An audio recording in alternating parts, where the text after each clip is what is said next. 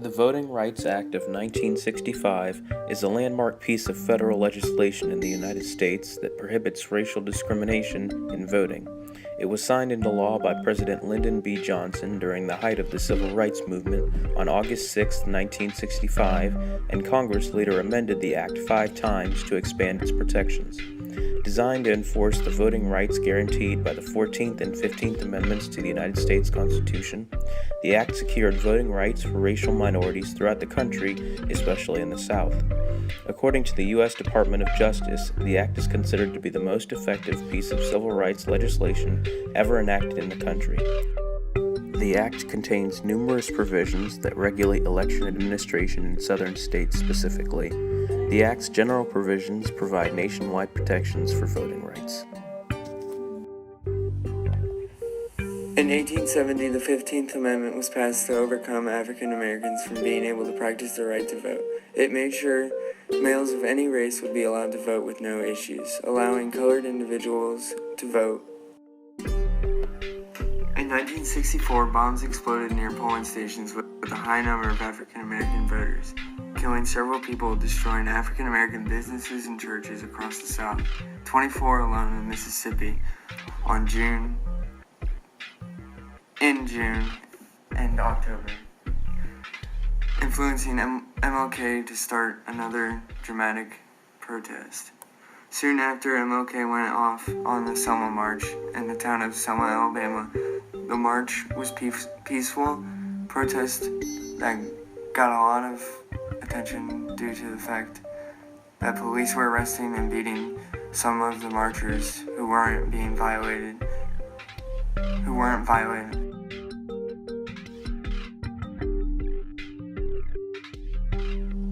There were still issues that were evident that affected colored men's ability to cast a vote. There were still riots, assaults, and intimidations, and other actions taken by white people trying to force them out of the vote. Oftentimes, African Americans would be forced to pay a poll tax, but many could not pay due to the times of financial hardship and getting jobs at the time, where it was hard for many African Americans. The ideas of the literacy test became popular in the South. They were laws that affected voting procedures in several states. The idea was to design them to make it impossible to pass the test if the person could not read or write. Because many African Americans trying to pass the test had not grown up without education or being able to read at all, they would effectively be barred from voting. In 1964, the 24th Amendment made poll taxes illegal in federal elections. Poll taxes in the state elections were banned by 1966 by the U.S. Supreme Court. After the March on Washington in 1964, the Civil Rights Act became law. However, this did not make it easier for African Americans to vote in the South. To bring attention to this struggle, civil rights leader and current Congressman John Lewis and his partner Hosea Williams led a march from Selma, Alabama on March 7, 1965. After crossing the Edmund Pettus Bridge, the marchers were attacked by state troopers. Lewis was severely beaten once more, this time suffering a fractured skull. The violent attacks were recorded and disseminated throughout the country, and the images proved too powerful to ignore. Bloody Sunday, as the day was labeled, sped up the passage of the 1965 Voting Rights Act.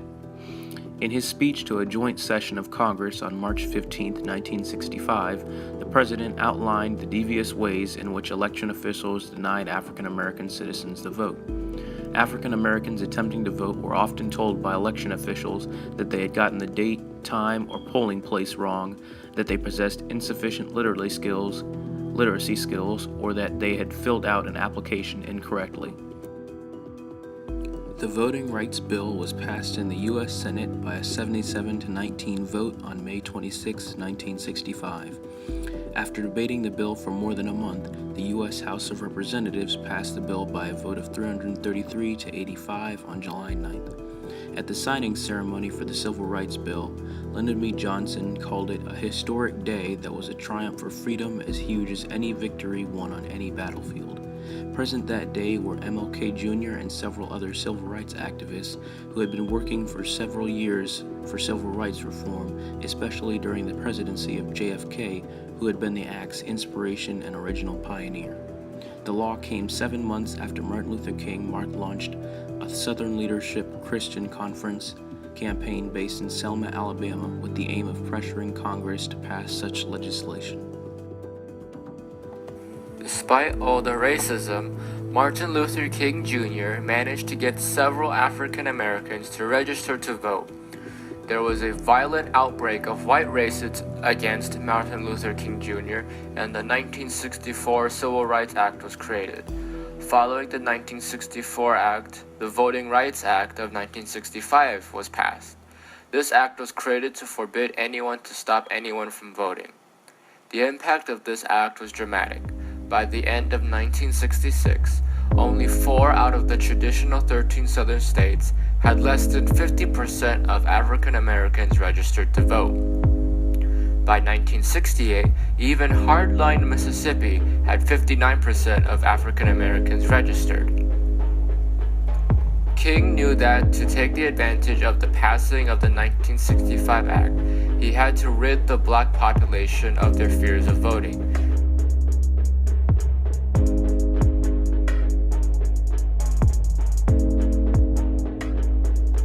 The Supreme Court in 2013 has struck down on a provision of the Voting Rights Act of 1965 which requires extensive monitoring of states such as North Carolina with a history of voter suppression. There have been voter ID laws enacted in many of those states supposedly to reduce voter fraud. However, most experts say that those laws disenfranchise poor and minority voters who are more likely to vote Democrat. In some ways, those laws are like the new poll tax where people have to pay to get an ID as to get in those states which have enacted voter ID laws. Many people who could vote before had trouble voting because they either had expired driver's licenses or had IDs whose names did not match with their birth certificates. Also, swing states like Wisconsin and North Carolina have enacted voter ID laws which could have played a role in the 2016 election.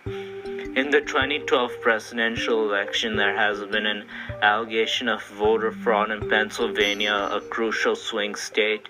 In Philadelphia, 59 voting districts reported 0 votes for the Republican candidate.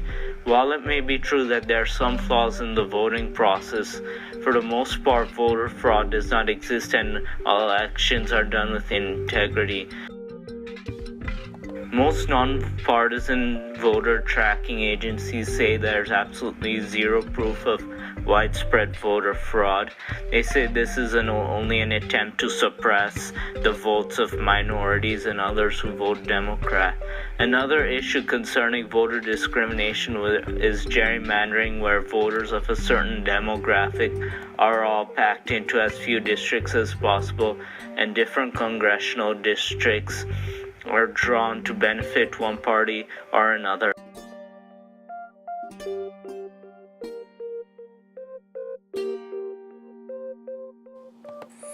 The side that is for voter ID hate the fact that there is always such a large voter turnout and various cases of voter fraud. They also argue that multiple privileges that require immense responsibility, such as alcohol and drugs, require an ID, but IDs are not required for voting. Those who are against it vote against it because by doing so, various Americans won't be able to afford the ID because they are poor or are part of a minority group. Another reason is because of the fact that simply adding an ID requirement won't completely stop voter fraud. The debate continues today since both sides have their merits and reasons.